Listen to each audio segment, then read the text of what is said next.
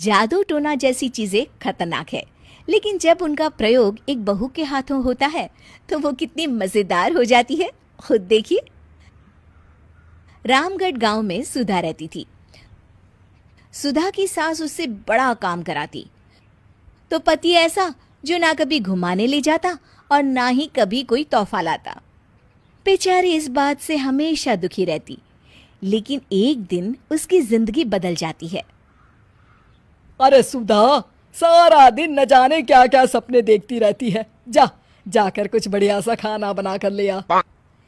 सपना ना देखो तो क्या करूं, मेरे तो कर्म ही फूट गए जो ऐसे घर में शादी हो गई। इससे अच्छा तो माँ जी कोई फुल टाइम मेड ही रख लेते। ओहो, बढ़िया ही फुल टाइम मेड रखने वाली। मेरे बेटे के लिए तो विलायत से रिश्ते आ रहे थे। वो तो तेरे पापा ने तेरी इतनी झूठी तारीफ कर दी कि हमारा तो मन ही पिघल गया। अच्छा, विदेश से रिश्ते? वाह माँ जी वाह। अरे भगवान से तो डरिए, विलायती बहू लाकर क्या गाय का गोबर लिपवाती। बहू बहू होती है, ना वो देशी होती है ना विलायती। बहू का काम सिर्फ सास की सेवा और घर का काम होता है। और सुन, तुझे मैं क्यों बताऊं कि मैं क्या करती? जा जाकर घर का काम कर। सुधा मन महसूस कर वहां से चली जाती है। शाम को सुधा का पति जल्दी घर आता है, जिसे देख सुधा खुश हो जाती है। जी, आ गए आप? जरूर मुझे कहीं घुमाने ले जाने का प्लान होगा आपका। सब समझती हूँ मैं। अरे नहीं भाग्यवान, घूमना क्या है, बस आज जल्दी बस मिल गई तो घर जल्दी पहुंच गया। अच्छा सुनो, जरा आज शाम की चाय के साथ पकोड़े भी तल लेना, बड़ा मन कर रहा है। सुधा पति की बात सुनकर पैर पटकती हुई किचन में चली जाती है।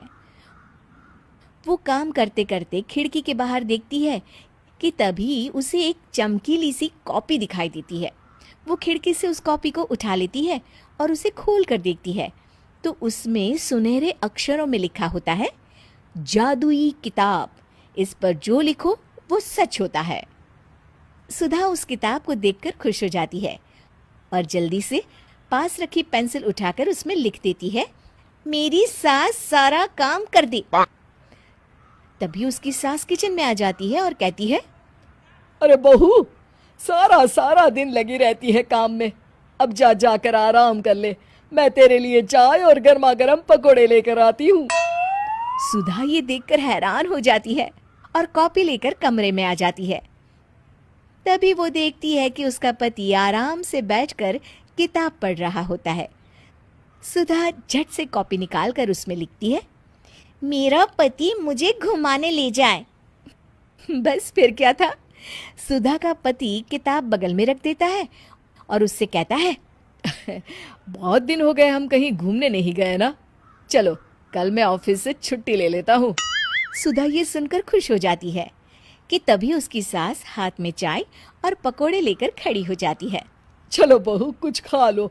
अरे किस्मत वाले हैं हम जो हमें तू मिली, वरना मेरे बेटे की शादी कहीं तय ही नहीं हो रही थी। कोई लड़की इस घर में शादी नहीं करना चाहती थी। ले बहू, खा ले। अब तो सुधा की बल्ले बल्ले हो गई थी।